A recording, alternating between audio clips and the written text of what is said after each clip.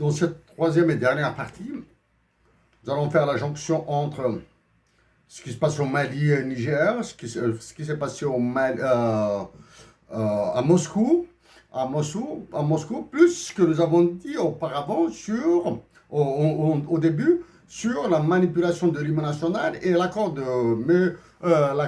dit de 68 sur les migrations et l'installation des Algériens en France. Mais d'un point de vue économique, nous rappelons, que le FMI et la Banque mondiale sont des organisations internationales extrêmement puissantes au service des puissants. Le Mali a reçu un avertissement sérieux des États-Unis d'Amérique en visant directement les militaires maliens. Maintenant, que les Maliens fassent une constitution au 10, ils sont dans l'œil du cyclone.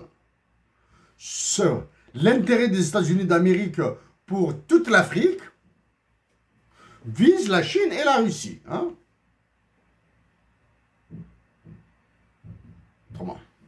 Pour cela, donc, nous allons commencer par dire que la vengeance d'Emmanuel Macron sur l'Algérie après la visite de Moscou sera sanglante. Il fera ce qu'il fera sur ceux qui contrôlent en Algérie même. Il fera ce qu'il fera sur le Mali et le Niger pour massacrer encore plus l'Algérie. Pour cela, l'expulsion de la MINUSMA, de la Mission des Nations Unies pour la stabilisation du Mali,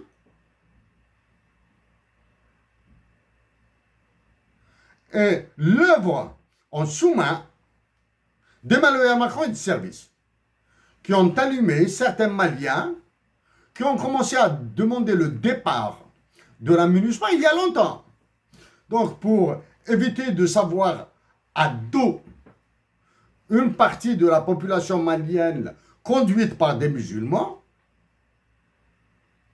les dirigeants de la junte militaire malienne actuellement ont approuvé le départ de la MINUSMA. En approuvant le départ de la MINUSMA, ils rendent caduc le comité d'état-major opérationnel conjoint composé de l'Algérie, de l'Algérie, Mauritanie, Mali, Niger et Burkina Faso. Ils le rendent caduc. Sans le rendre caduc, il est déjà inutile. Donc, nous refaire sortir l'accord d'Alger de 2015 sera encore une stupidité. Bon. Que s'est-il passé à Moscou?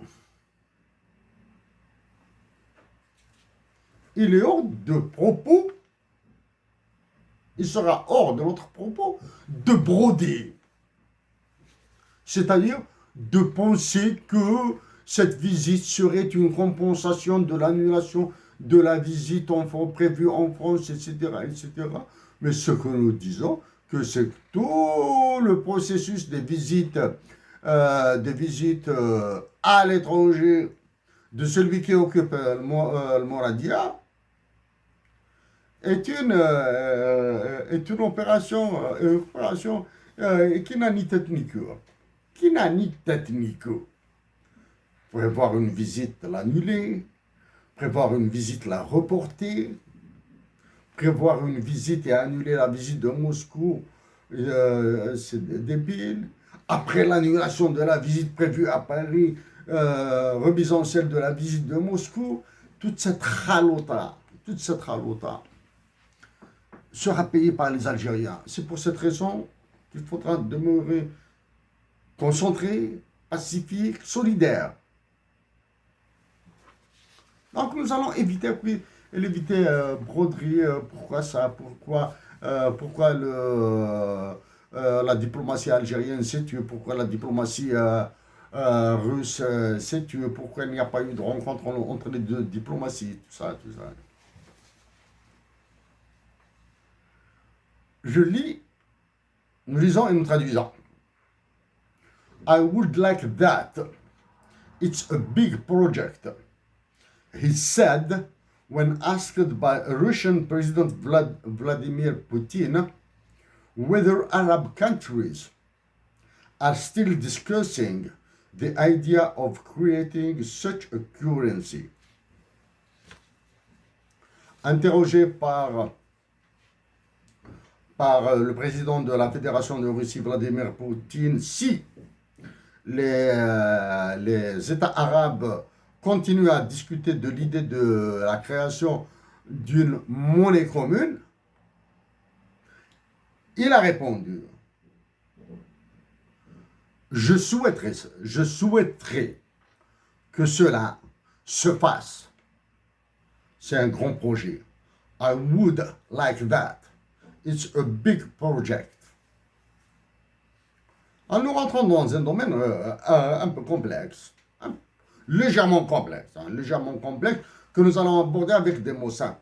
Donc, il s'agit de création monétaire, d'une monnaie commune. D'abord,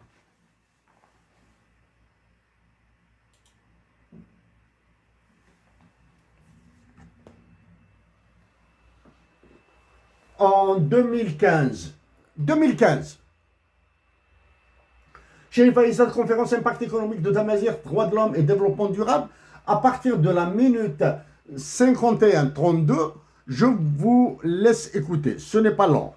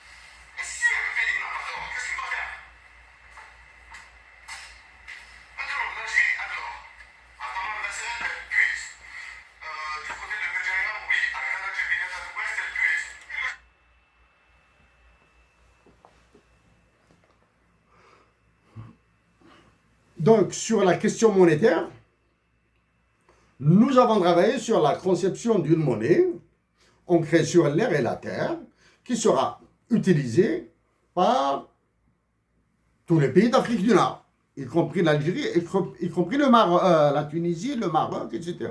S'ils s'entendent, bien sûr. De là, nous ajoutons, some currencies have fostered themselves all across the world, adding that strong currencies already exist in the Arab world, citing the UAE and Saudi Arabia as example. Il a dit que certaines monnaies se sont imposées d'elles-mêmes à travers le monde. Quelles sont les monnaies qui se sont imposées? Nous pensons aux monnaies qui font partie du panier du DTS, du droit de tirage spécial du FMI. D'accord. Actuellement, cette affirmation est titubante. Parce que quand vous regardez sur les marchés financiers internationaux la valeur du rouble, vous verrez qu'elle a chuté par rapport à celle du dollar et de l'euro. Chose qui est complètement fausse. L'économie russe se porte aussi bien, sinon mieux, que toutes les économies de l'Ouest. Okay?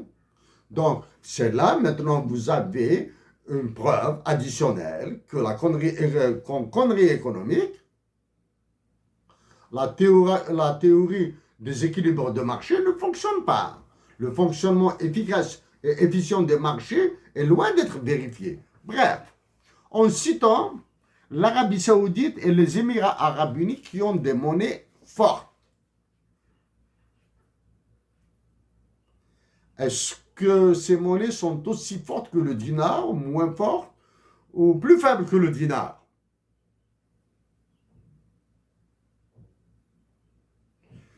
Chers compatriotes d'Algérie, mettez-vous une chose, une fois pour toutes, cette vérité absolue, immuable,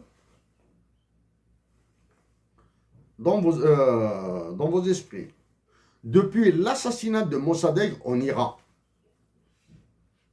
qui a nationalisé le pétrole iranien et qui a commencé par chasser certaines compagnies anglaises et américaines, depuis l'assassinat, aucune monnaie des pays du Golfe ne peut être puissante.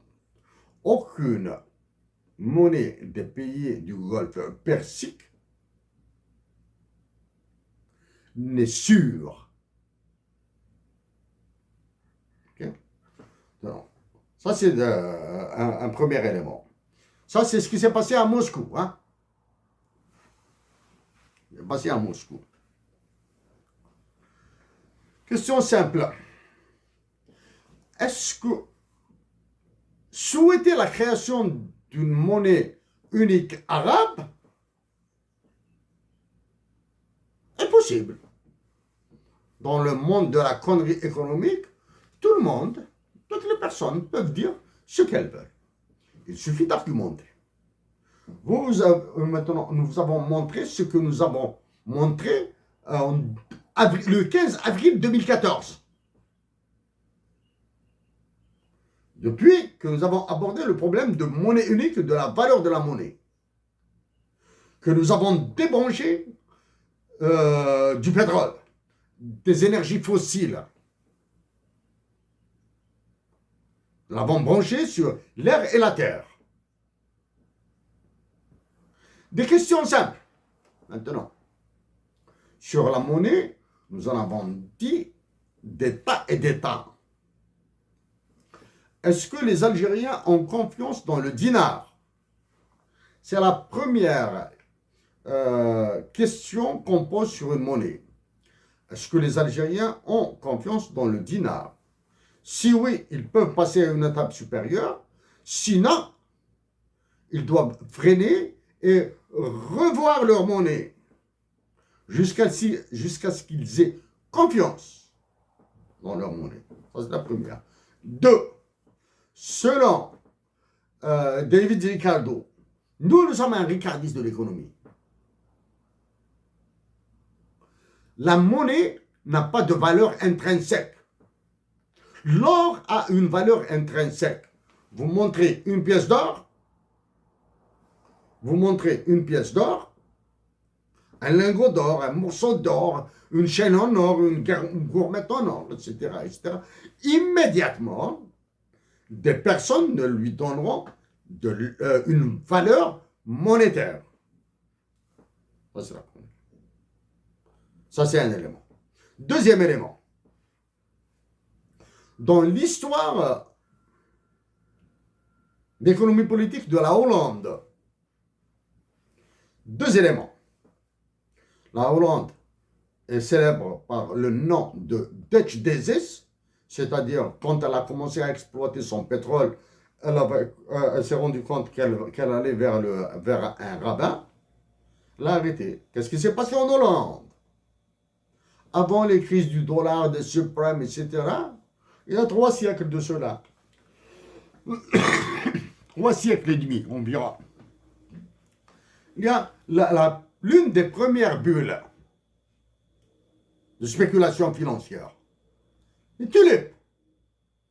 Les fleurs, les tulipes. Non, en Algérie, on jette les tulipes. On le donne probablement aux animaux et rarement aux femmes. Il y a la bulle des tulipes. Avec une tulipe, il était possible d'acheter un château. Avec un bouquet de tulipes, il était possible d'acheter tout l'or de Hollande. Ça, pour les valeurs. Aux États-Unis d'Amérique, dans l'État de Virginie, à une certaine époque récente, c'est le tabac qui était de la monnaie. Okay?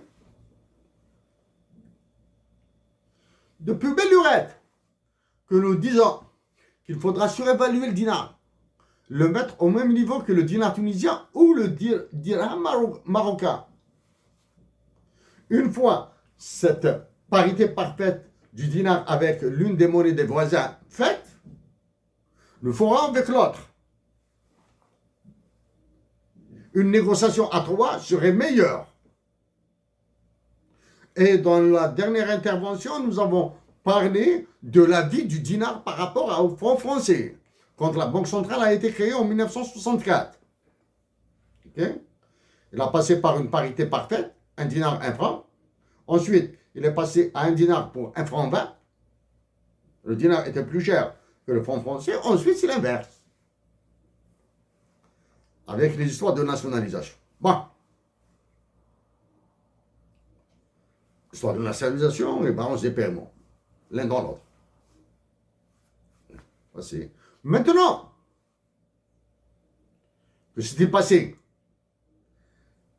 L'Algérie, la Banque centrale, le gourbi, le fort crématoire, sous les ordres des généraux, continue à dévaluer le dinar pour favoriser la zléka. Ils veulent faire du dinar une autre monnaie comme le franc CFA. D'accord? Ça c'est en surface. Là, c'est en surface. Tu vas rentrer dans tous les détails, il faudra des chiffres, des calculs que nous avons déjà fait par le passé. Maintenant, à Moscou toujours, nous lisons ces impressions. Bolstering interaction in the field of the defense industry and technology, in particular through broader partnership in transferring technologies and developing production, conducting joint drills and maneuvers and army games. Répétons le dernier mot. Games. Les jeux.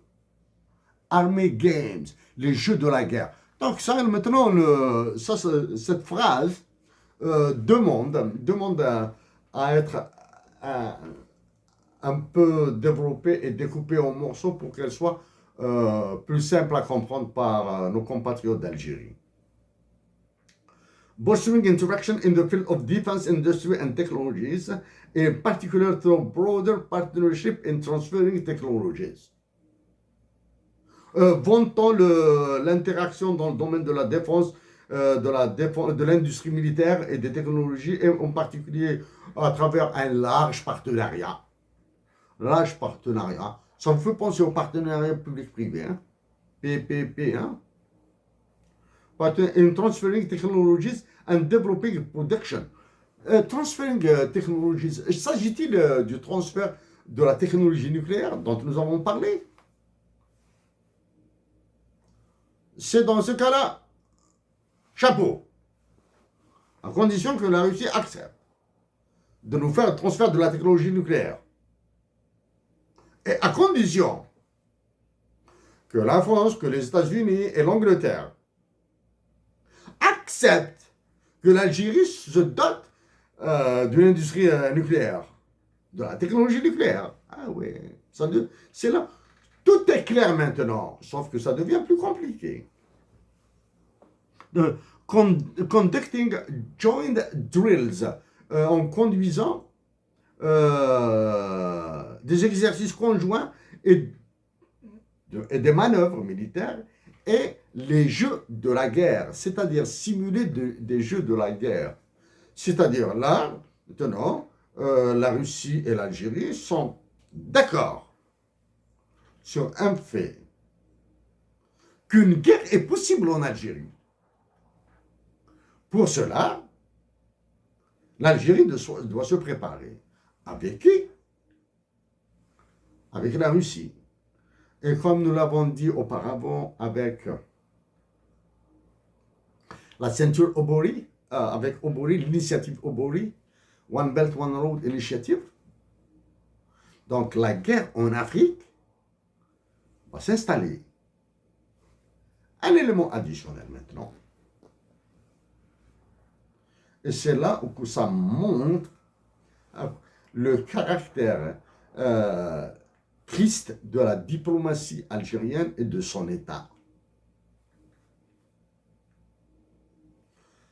En parallèle à la visite de Moscou, en parallèle à la visite de Moscou, une délégation de 6 États africains s'est rendue à Kiev, en Ukraine, et ensuite à Moscou. À Kiev, cette délégation a été reçue par le président clown de l'Ukraine. À Moscou, elle a été reçue par le président froid et souriant de la Russie. Le président de la Russie a remercié tous les États africains qui lui ont proposé la médiation. Il les a remerciés chaleureusement avec le sourire, s'il vous plaît. Là. Pourquoi les 6 États africains sont partis à Kiev, où ils ont reçu une fin de non-recevoir, et à Moscou, le président de la Fédération de Russie leur a répondu avec le sourire ce qu'il leur a répondu. Tout ça, c'est pour à cause du blé. La délégation africaine qui est partie à Moscou et à Kiev, elle est composée de l'actuel président des Comores, qui est président de l'Assemblée générale de l'Union africaine, du président du Sénégal, de 2 autres présidents, là, j'ai oublié le nom, et de 2 représentants officiels de 2 États. 6.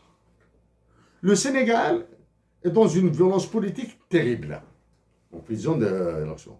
Il est écrasé étranglé par le franc CFA.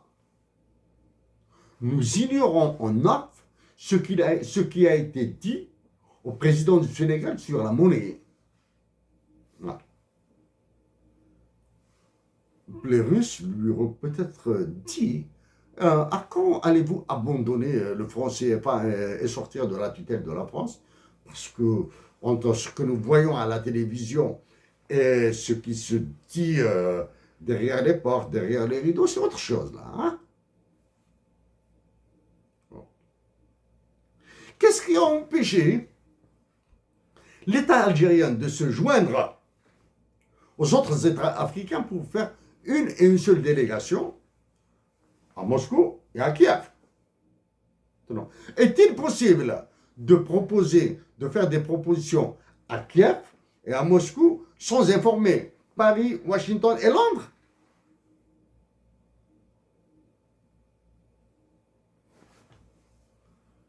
Maintenant, le dernier élément, nous allons faire le lien, les États-Unis, l'UFMI, ce que nous avons dit, l'UFMI, la monnaie, la guerre et tout ça. Nous vous montrons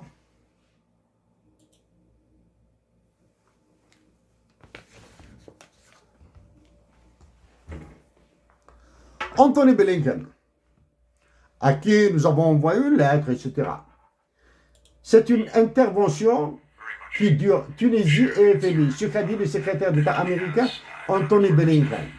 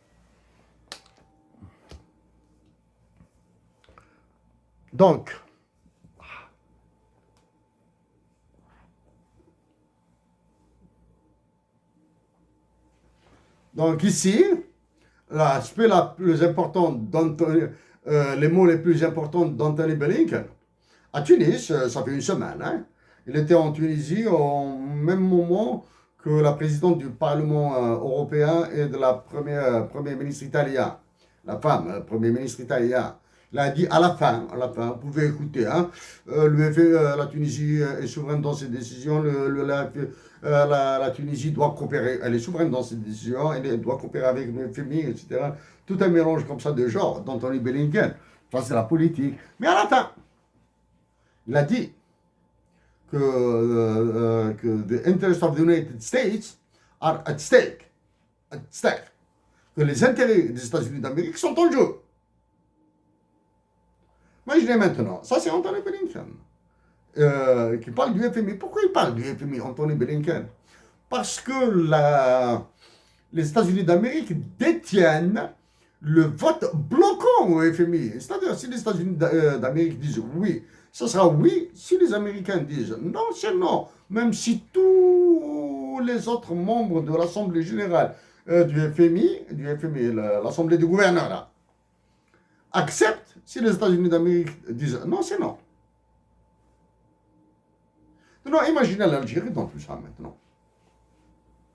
La Tunisie sous pression du FMI de la Tunisie parce qu'elle a contracté un prêt fédéral chez Donald Trump.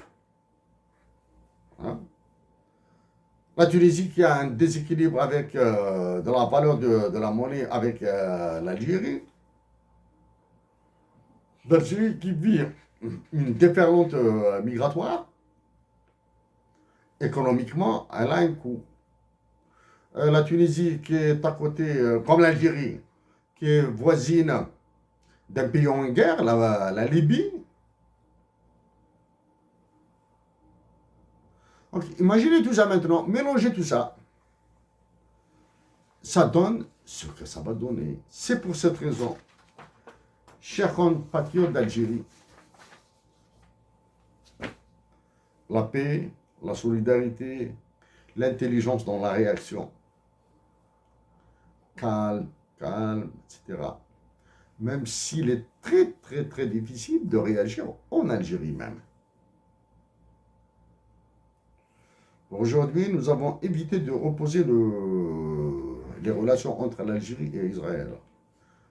Parce que laissons le 5 juillet prochain avec Kassaman s'exécuter en fanfare républicaine publiquement avec fracas et joie. 5 juillet prochain. Kassaman, pensez à un nouvel hymne national bilingue plus fédérateur parce que Kassaman, il a une symbolique, il a une valeur sentimentale, il a une valeur affective, mais continuez à utiliser Kassaman dans lequel la France est citée nommément, ça n'a plus de sens, même si c'est un argument qui est un peu faible là. Hein. Les arguments solides, il faut les lire dans notre lettre de 2015 à la présidence de la République et à certains généraux et à certains journalistes. Là, hein. Parce que maintenant, si la guerre nous est déclarée par la Transnistrie, bon, ben, est-ce que nous allons enlever la France pour mettre Transnistrie? Si la France nous soutient dans notre guerre contre la Transnistrie, si la France nous soutient dans notre guerre contre le Maroc, est-ce que nous allons supprimer France dans l'hymne national et dire c'est le Maroc? Non. Chers compatriotes d'Algérie, avec cette douleur atroce au cœur, cette douleur de la nostalgie, cette douleur de ce que subit notre patrie,